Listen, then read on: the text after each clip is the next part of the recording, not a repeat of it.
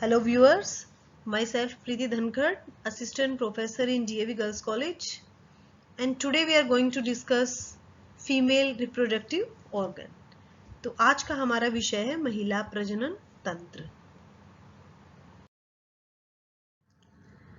अब यहाँ पे प्रजनन संस्थान में नारी अथवा जो स्त्री जनन तंत्र है जिसकी हम डिस्कस कर रहे हैं, तो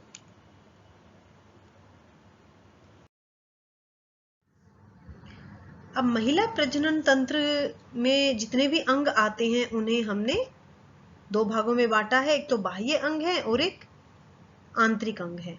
अब जो बाह्य अंग है उसमें सबसे पहले नंबर पे वल्वा है, वल्वा के बाद दूसरे नंबर पे लेबिया मेजोरा और उसके बाद लघु ओष्ठ। जैसा कि आप देख रहे हैं, लेबिया मेजोरा में दो मोटी तहें पाई जाती हैं जो कि वसीय उत्तकों, रक्तवाहिकाओं और नर्व्स की बनी हुई होती हैं और इन पे रोम भी पाए जाते हैं।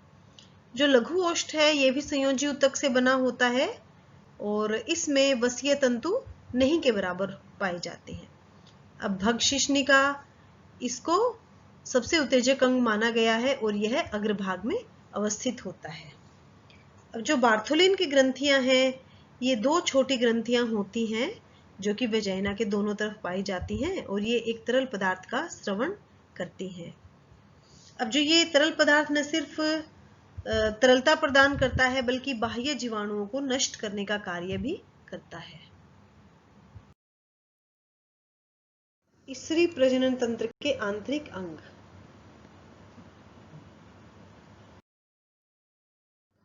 ये आप देखेंगे,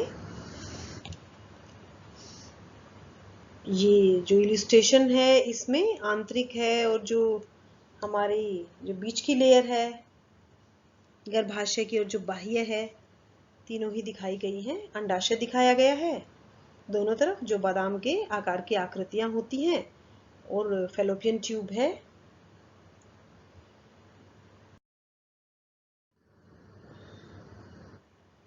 अब हम अध्ययन करेंगे गर्भाशय के बारे में। तो गर्भाशय क्या है? गर्भाशय एक नाशपति के आकार का खोखला मांसपेशीय अंग है और जो इसका जो नैरो भाग है, जो संकरा भाग है, नीचे की तरफ अवस्थित होता है और ये वेजाइना में खुलता है। और जो इसका ऊपरी सिरा है जिसके दोनों तरफ अंडवाहिनियां पाई जाती हैं, ये इसका टॉप पे अवस्थित रहता है। अब जो इसकी लंबाई है 9 सेंटीमीटर, चौड़ाई है 6 सेंटीमीटर के करीब होती है और इसका जो वजन है लगभग 40 से 60 ग्राम का होता है। अब इसकी पोजीशन क्या है गर्भाशय की? तो गर्भाशय के सामने की तरफ जो हमारा ब्लैडर होता है, मूत्राशय होता है, ये पाया जाता है और इसमें पीछे की तरफ जो हमारी बड़ी आंत से संबंधित जो मलाशय होता है, ये अंग पाया जाता है। तो इनके बीच में अवस्थित होता है गर्भाशय और इसीलिए गर्भावस्था में जब गर्भाशय का आकार बढ़ता है तो ब्लैडर के ऊपर या मूत्राशय पे प्रेशर पड़ता है जिससे बार बार जो यूरिन पास करने की टेंडेंसी है वो उत्पन्न होती है। अब गर्भाशय को 3 भागों में बांटा गया है। फंडस, ये जो इसका सबसे ऊपरी भाग है जिसके दोनों तरफ 2 फैलोपियन ट्यूब या आप कह सकते हैं अंडवाहिनियां पाई जाती हैं। बीच का हिस्सा इसका बॉडी कहलाता है और इसी की ही भीतरी दीवार पर इसके जो भीतर सबसे आंतरिक जो सतह होती है एंडोमेट्रियम, उसी में ही जो भ्रूण है उसका स्थापन होता है।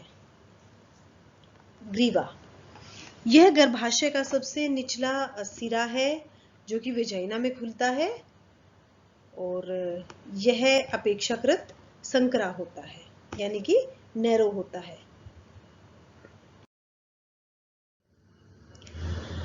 अब यहाँ पे आप देखेंगे, हमने डिस्कस किया है गर्भाशय की जो दीवार में 3 परतें पाई जाती हैं उनको। तो जो आउटर मोस्ट लेयर है that is called peritoneum and the middle one is called myometrium and the innermost is called endometrium. तो जो पेरिटोनियम है गर्भाशय की बाहर की सतह होती है और जो मायोमेट्रियम है ये इसकी भीतरी सतह को कहा जाता है और जिसमें मसल्स पाई जाती हैं, पेशियां पाई जाती हैं। और जो सबसे अंदरूनी इसकी लेयर होती है एंडोमेट्रियम इसको कहते हैं, और एंडोमेट्रियम के ऊपर ही जो फर्टिलाइज्ड ओवम है उसके जो स्थापन है उसके लिए यहाँ पे तैयारी होती है। और जो इसकी जो लेयर्स हैं वो और ज़्यादा थिक हो जाती हैं, उसमें श्लेष्मिक झिल्ली का और वसीय ऊतक का जो जमाव है वो ज़्यादा बढ़ जाता है। और अगर यहाँ पे निषेचित अंडाणु नहीं पहुंच पाता तो ये मेंस्ट्रुअल साइकिल के जरिए शरीर से निष्कासित हो जाते हैं।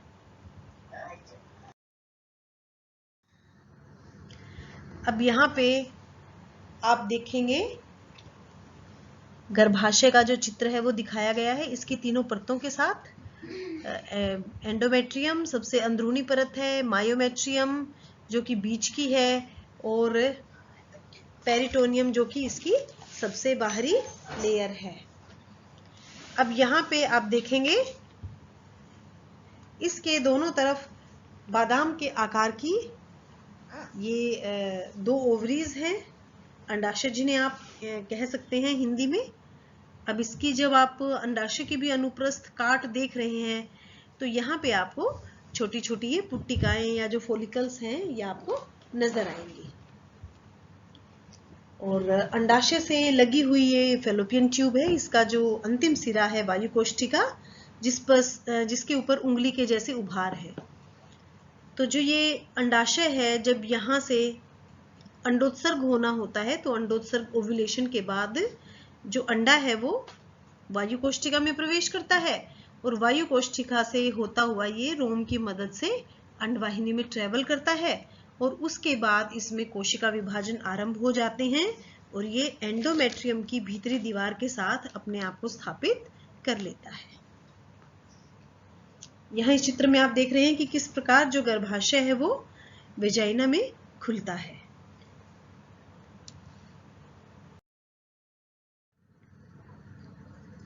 अब है गर्भाशय के क्या कार्य हैं? तो एक तो गर्भाशय मेंस्ट्रुअल साइकिल या जो ऋतुस्राव है उसमें मदद करता है। तो हर महीने जो गर्भाशय है वो निषेचित अंडाणु के स्थापन के लिए तैयारी करता है और निषेचित अंडाणु की अनुपस्थिति में हार्मोनल चेंजेस के द्वारा जो गर्भाशय की दीवार है उसमें रक्त संचार की मात्रा बढ़ जाती है और परिणाम स्वरूप जो ये वेसल्स हैं और जो ये झिल्ली होती है ये रप्चर हो जाती हैं और इनके रप्चर होने से जो ब्लड है इनके साथ का और श्लेष्मिक झिल्लियां हैं और जो वसीय ऊतक वगैरह हैं ये सब शरीर से निष्कासित हो जाते हैं। तो 27 से 28 दिन की ये साइकिल होती है मेंस्ट्रुअल पीरियड की, उसके बाद ये रिपीट होती है। अब दूसरा गर्भाशय का कार्य है भ्रूण के विकास में मदद करना। जैसा कि हमने अभी बताया था कि निषेचन के पश्चात या फर्टिलाइजेशन के पश्चात जो अंडाणु होता है निषेचित वो गर्भाशय की दीवार में अपने आप को स्थापित करता है, इम्प्लांट करता है और फिर वो गर्भाशय से ही पोषण ग्रहण करता है और वहीं पर ही भ्रूण का विकास होता है। अब जो गर्भाशय की दीवारें होती हैं जो इसकी बीच की हमने झिल्ली में बताया था मसल्स पाई जाती हैं, पेशियां, तो ये लचीली होती हैं तो जैसे जैसे शिशु का विकास होगा ऐसे ऐसे ये फैलती जाती हैं और शिशु को विकास के लिए प्रचुर स्थान प्रदान करती हैं। अब अगला इसका कार्य है प्रसव में मदद करना। तो प्रसव के समय जो मांसपेशियां हैं अपने लचीलेपन के ही कारण ये संकुचित होती हैं, विमोचित होती हैं और गर्भस्थ शिशु के निष्कासन में मदद करती हैं।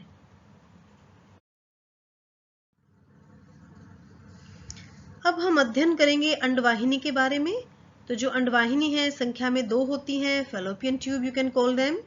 ये मांसपेशीय नलिकाएं हैं जो कि गर्भाशय के ऊपरी हिस्से के दोनों तरफ जुड़ी हुई होती हैं। इनकी जो लंबाई है वो ऑलमोस्ट 10 सेंटीमीटर के करीब होती है और इनको हमने 4 भागों में बांटा है। So first one is isthmus, second one is interstitial और अंतराकाशी and third one is ampulla और तुम्बिका and fourth one is infundibulum or vayu koshtika you can say.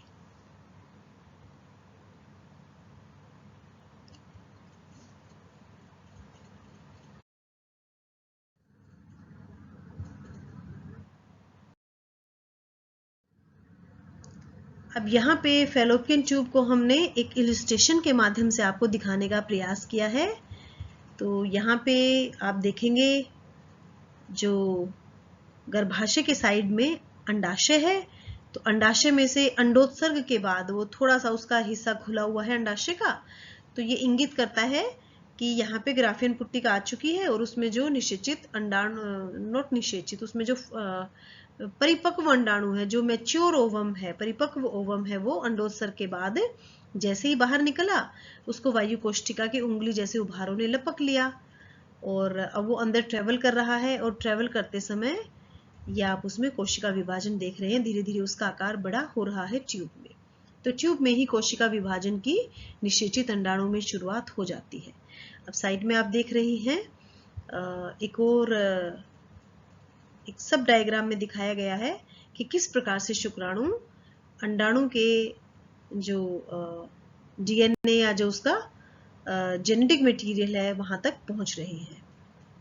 और उसके बाद फिर जो ब्लास्टोसिस्ट वगैरह है उसके बारे में आप एक और इलस्ट्रेशन से जानकारी प्राप्त करेंगे।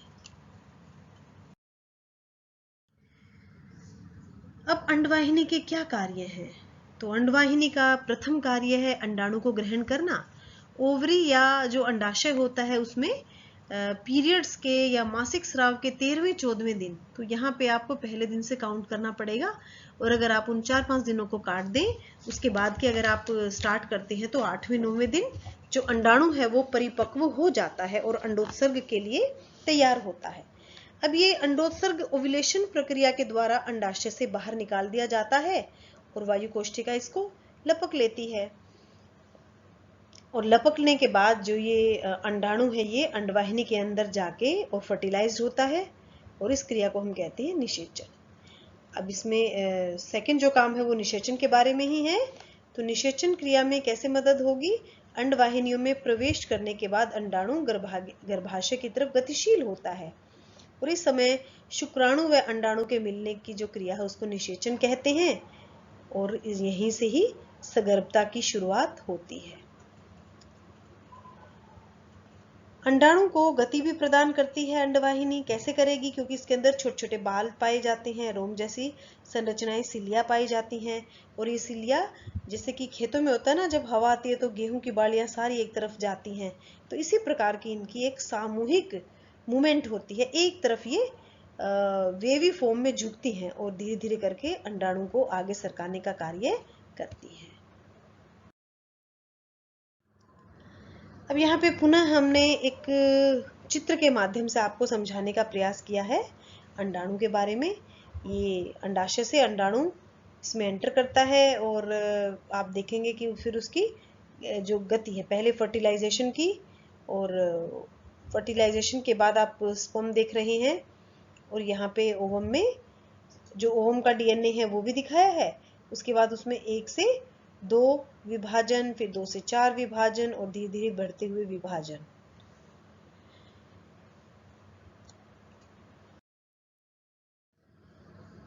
अब अंडाशय ये भी एक इंटीग्रल पार्ट है हमारे आंतरिक प्रजनन तंत्र का। तो अंडाशय बादाम के आकार की 2 संरचनाएं होती हैं और ये दोनों ही गर्भाशय के दोनों तरफ पाई जाती हैं। अब 1 महीने एक अंडाशय काम करता है, एक ओवम अंडोत्सर्ग के बाद ये तैयार करता है और 1 महीने दूसरा गर्भाशय काम करता है, अंडाशय काम करता है। अगर कई बार दोनों ही अंडाशय एक साथ काम करें और 2 ओवम ये अंडोत्सर्ग ओव्यूलेशन से निकाल दें और अगर दोनों ही फर्टिलाइज हो जाएं स्पर्म से, तो ट्विंस की जो आशंका है वो इसमें बनी रहती है। अंडाशय अंडाणु निर्माण का कार्य करती है और अंडाशय में अंडाणु निर्माण की प्रक्रिया को oogenesis प्रोसेस या अंडजनन कहा जाता है। तो ये oogenesis प्रोसेस है, इसी से ही हर महीने एक अंडाणु परिपक्व तैयार होता है। अब ये कैसे होगा? जैसे कि स्पर्मेटोजेनेसिस में आपने पढ़ा था कि जो शुक्रजनक नलिकाएं हैं उनकी भीतरी जो झिल्ली है वो जनक उपकला होती है। ठीक उसी प्रकार अंडाशय की भीतरी झिल्ली भी जनक उपकला कहलाती है। अब जो ये अंडाशय है हमारा, ये फीमेल गोनेट्स में भी आता है या आप इसको महिलाओं की यौन ग्रंथि भी कह सकते हैं। अगर यौन ग्रंथि से संबंधित क्वेश्चन आएगा तो आपको अंडाशय का नाम उसमें देना पड़ेगा। अब वैसे संबंधित और इसमें कई ग्रंथियां ओवरी से, जैसे कि ग्राफियन पुट्टिका भी ग्रंथि के रूप में कार्य करेगी। पीतपिंड होता है, क्योंकि ये भी हार्मोन का स्राव करते हैं, पर जो मुख्य जो फीमेल गोनेड्स में आता है वो अंडाशय ही माना जाता है। तो अंडाशय की भीतरी झिल्ली जनक उपकला, इसके द्वारा जनन कोशिकाओं का निर्माण होता है और इनमें से कोई एक कोशिका विभाजनों के बाद और ये परिपक्व अंडे के रूप में बदलना शुरू कर देती है और आसपास की जो कोशिकाएं हैं इसको पोषण प्रदान करती हैं। तो इस प्रकार से जो समूह बनेगा उसको प्राथमिक पुट्टिका कहेंगे। अब इसमें कोशिका विभाजन होते रहते हैं और धीरे धीरे जो अपरिपक्व अंडाणु है वो परिपक्वता की तरफ अग्रसर होता है और कोशिकाओं के इस समूह को, यानी कि अंडाणु और उसको पोषण देने वाली कोशिकाओं का समूह, ये कहलाता है ग्राफियन पुट्टिका। अब जो ग्राफियन पुट्टिका है इससे एस्ट्रोजन नाम का हार्मोन स्रावित होता है जो कि महिलाओं की लैंगिक क्रियाओं को नियंत्रित करता है। अब ग्राफियन पुट्टिका, इसके बारे में आप ये पुनः एक बार देखेंगे। 12वें या 13वें दिन अंडोत्सर्ग से ये ओवम को बाहर निकाल देगी और जो परिपक्व अंडाणु है ये वायु कोशिका में प्रवेश कर जाएगा और इसके पीछे जो खाली जगह रहेगा पीले रंग का, उसको हम पीतपिंड या कॉर्पस ल्यूटियम कहते हैं। और ये कॉर्पस ल्यूटियम भी एक ग्रंथि की तरह कार्य करता है और प्रोजेस्टेरोन नाम के हार्मोन का स्रवण करता है। तो स्त्रियों के ये दो हार्मोन हैं, एस्ट्रोजन और प्रोजेस्टेरोन। एस्ट्रोजन का स्रवण कहाँ से हुआ? एस्ट्रोजन का स्रवण ग्राफियन पुट्टिका से हुआ, ग्राफियन फॉलिकल से, और जो कॉर्पस ल्यूटियम है या पीतपिंड है इसने प्रोजेस्टेरोन नाम के हार्मोन का स्रवण किया। अंडाशय के कार्य, तो पहला है अंडाशय का कार्य अंडे का निर्माण करना। तो आपको पता है कि हर महीने जो अंडाशय है वो एक अंडाणु को उसका निर्माण करेगा, उसको परिपक्व करेगा। अब एस्ट्रोजन का स्राव करना, अंडाशय में ही ग्राफियन पुट्टिका पाई जाती है जो कि एस्ट्रोजन हार्मोन का निर्माण करती है, जो कि हमारे लैंगिक अंगों के विकास में मुख्य भूमिका निभाते हैं। तो इसे फॉलिकल हार्मोन भी कहा जाता है। हार्मोन का निर्माण, अंडोत्सर्ग के बाद जो पीतपिंड बचता है वो प्रोजेस्टेरोन नाम के हार्मोन का निर्माण करता है। यह हार्मोन गर्भाशय की आंतरिक सतह को निषेचित अंडे के स्थापन के लिए तैयार करता है। विभिन्न ऊतकों व रक्त वाहिकाओं का जो जाल बिछा होता है उससे यह सतह मोटी हो जाती है और यह हार्मोन क्या करता है कि गर्भाशय के दौरान जो माहवारी है उसको रोकने का कार्य करता है।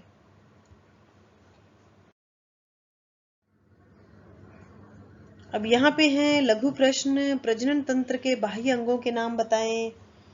तो बाह्य अंगों में है वल्वा है, लेविया मेजोरा है, लघु ओष्ठ है और आप लेविया माइनोरा भी इसको कह सकते हैं, भक्षिष्णिका क्लाइटोरिस या फिर बार्थोनिल ग्लैंड्स। आंतरिक अंगों के नाम बताएं। आंतरिक अंगों में गर्भाशय आता है, गर्भाशय के अलावा अंडाशय आता है और जो फैलोपियन ट्यूब्स हैं, अंडवाहिनियां हैं, वो भी इसमें आती हैं। अब गर्भाशय के विभिन्न अंग ये हमने डिस्कस कर लिए। एक्सटर्नल ऑर्गेन्स, इंटरनल ऑर्गेन्स यहाँ पे कंबाइन करके पूछे हैं। एस्ट्रोजन हार्मोन कौन से ग्रंथि से स्रावित होता है? तो एस्ट्रोजन हार्मोन ग्राफियन पुट्टिका से स्रावित होता है। प्राथमिक पुट्टिका किसे कहते हैं? जब अंडाणु का विकास होना होता है तो आरंभ में जनक उपकला की कुछ कोशिकाएं एक अंडाणु के रूप में विकसित होती है, एक कोशिका एक अंडाणु की, और बाकी उसको पोषण प्रदान करने का कार्य करती हैं। तो जो ये समूह है इसे हम प्राथमिक पुट्टिका कहते हैं। अब जो ये ग्राफियन पुट्टिका क्या होती है? जो प्राथमिक पुट्टिका है ये कोशिका विभाजन के पश्चात जब धीरे धीरे विकसित होती है, अंडाणु परिपक्व होता है तो ग्राफियन पुट्टिका में परावर्तित हो जाता है। अब प्रोजेस्टेरोन हार्मोन कहाँ से स्रावित होता है? तो जब ग्राफियन पुट्टिका अंडोत्सर्ग कर लेती है और अंडोत्सर्ग की प्रक्रिया के बाद जब परिपक्व अंडाणु वहां से निकल जाता है तो जो पीछे की जो पीले रंग की ग्रंथि बचती है पीतपिंड या कॉर्पस ल्यूटियम, ये प्रोजेस्टेरोन हार्मोन का स्रवण करती है। पीतपिंड किसे कहते हैं? तो अंडोत्सर्ग के पश्चात जब परिपक्व अंडाणु निकल जाता है तो जो पीछे पीले रंग की पुट्टिका बचती है उसको पीतपिंड कहते हैं या कॉर्पस ल्यूटियम। यह प्रोजेस्टेरोन हार्मोन का निर्माण करती है। अंडवाहिनी के कार्य बताइए। तो अंडवाहिनी के कार्य हम सब कर चुके हैं। एक तो निषेचन की प्रक्रिया अंडवाहिनी में ही होती है, दूसरा ये अंडाणु को ग्रहण करने का कार्य करती है, और तीसरा जो अंडाणु का कोशिका विभाजन है वो भी निषेचित अंडाणु का, वो भी अंडवाहिनी में ही इसकी शुरुआत होती है।